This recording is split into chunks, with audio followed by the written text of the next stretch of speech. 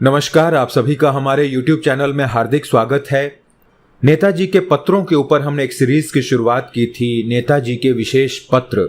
इसके 3-4 episode already आ चुके हैं। यदि आप लोगों ने नहीं सुना है तो उसे भी अवश्य सुनिए, जिसमें हम नेताजी के पत्र पढ़ते हैं जो उन्होंने अपने परिवार वालों को, माँ को, भाई को और तमाम विभिन्न राजनेताओं को देश के नाम पत्र लिखे हैं।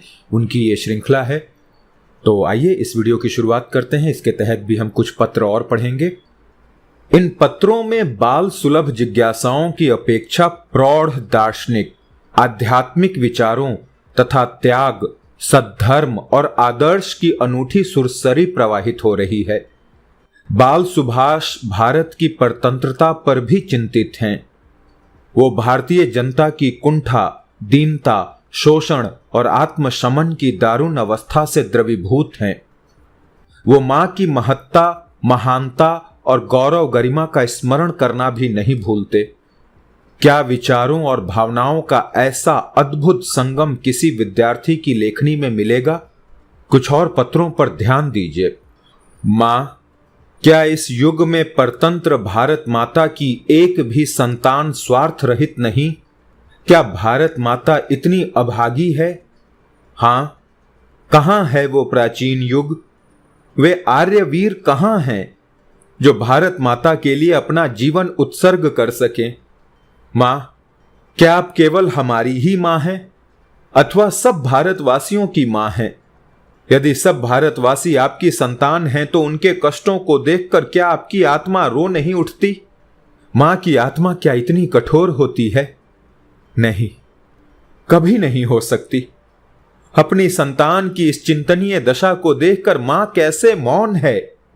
मां, आपने संपूर्ण भारत में भ्रमण किया है। भारतवासियों की दशा देखकर या उनकी दुर्दशा के संबंध में सोचकर क्या आपका हृदय रो नहीं उठता? हम मूर्ख और स्वार्थी हो सकते हैं, किंतु मां को तो कभी स्वार्थ भावना स्पर्श नहीं कर सकती। क्या केवल देश की ही दशा सोचनीय है? देखिए, भारत के धर्म की क्या दशा है। कहां वो पवित्र सनातन हिंदू धर्म और कहां हमारा ये पतित आचरण। कहां वो पवित्र आचरण आर्य कुल का, जिनकी चरण रज लेकर ये धरती पावन हो गई, और कहां हम पतन के गर्त में गिरे हुए उनके वंशधर। क्या ये पवित्र सनातन धर्म लुप्त होने वाला है? देखो, चारों ओर नास्तिकता, अविश्वास, पाखंड का साम्राज्य है। इसीलिए लोगों को इतना कष्ट उठाना पड़ रहा है। उस धार्मिक आर्य जाति के वंशधर अब विधर्मी और नास्तिक हो गए हैं, जिनका नाम, गुण, कीर्तन और ध्यान ही जीवन का एकमात्र ध्येय था। उस भगवान का नाम भी एक बार लेने वाले बहुत कम रह गए हैं। मां, ये दशा देखकर, इस संबंध में सोचकर क्या आपका मन रो नहीं उठता? आपके नेत्र सजल नहीं हो जाते? मां का हृदय कभी निष्ठुर नहीं होता। मां, एक बार आंखें खोलकर देखो कि आपकी संतान की क्या दशा हो गई है।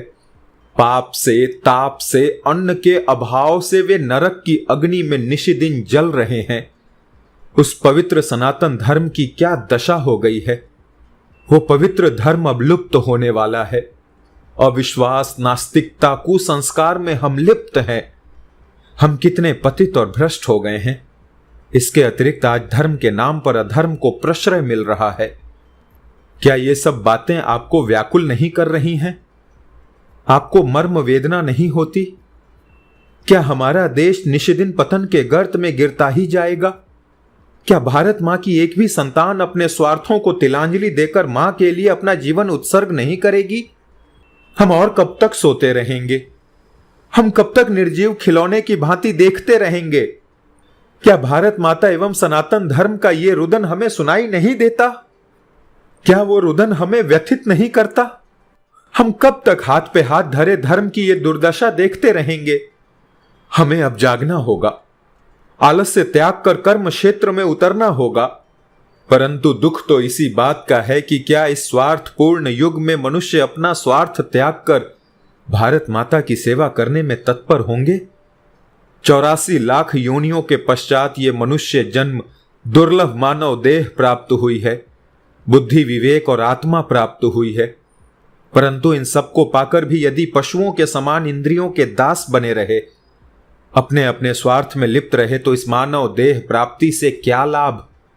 धर्म और देश के लिए जीवित रहना ही यथार्थ जीवन है। मां, जानती हो ये सब बातें क्यों लिख रहा हूं? और कहूं भी किससे? कौन मेरी इन बातों को सुनेगा? जिनका जीवन स्वार्थ से पूर्ण है वे तो इन सब बातों को सोच ही नहीं सकते, क्योंकि ऐसा करने से उनके स्वार्थों को ठेस पहुंचेगी। परंतु मैं जानता हूं कि मां का जीवन स्वार्थ पूर्ण नहीं होता, संतान और देश के लिए होता है। यदि आप भारत माता का इतिहास पढ़ें तो देखेंगी कि कितनी ही माताओं ने भारत की सेवा में जीवन उत्सर्ग कर दिया।